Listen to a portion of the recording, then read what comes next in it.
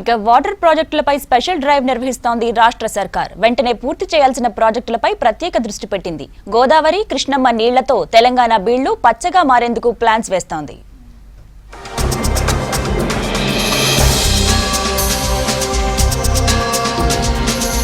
మన నీళ్లు మనకు దొరకలే, మన నిధులు మనకు దక్కలే, మన నియామకాలు మనకు కావాలి.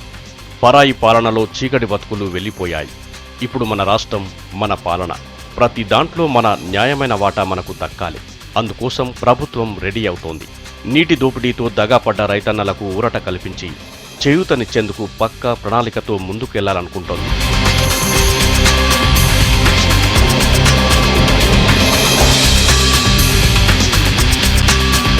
గోదావరి, కృష్ణమ్మ నీళ్లతో తెలంగాణ బీళ్లు పచ్చగా మారాలి.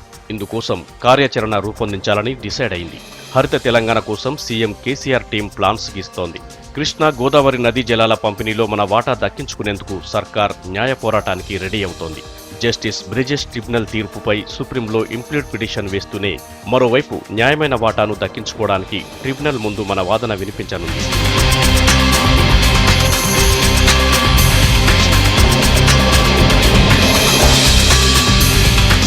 మరోవైపు బచావత్, బ్రిజేష్ ట్రిబ్యునల్లు కేటాయించిన నికర, మిగులు, వరద జలాలను సమర్థంగా వినియోగించుకోవడానికి అన్ని రకాల చర్యలు తీసుకుంటుంది సర్కార్. మహబూబ్ నగర్ జిల్లాలో రాజీవ్ భీమా, కోయిల్ సాగర్, కల్వకుర్తి, నెట్టెంపాడు ఎత్తిపోతల పథకాలను వెంటనే పూర్తి చేయాలని డిసైడ్ అయింది.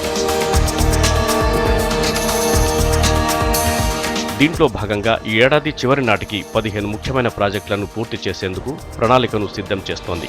ఇందుకు 5,265 కోట్ల రూపాయలు వెచ్చించనున్నారు.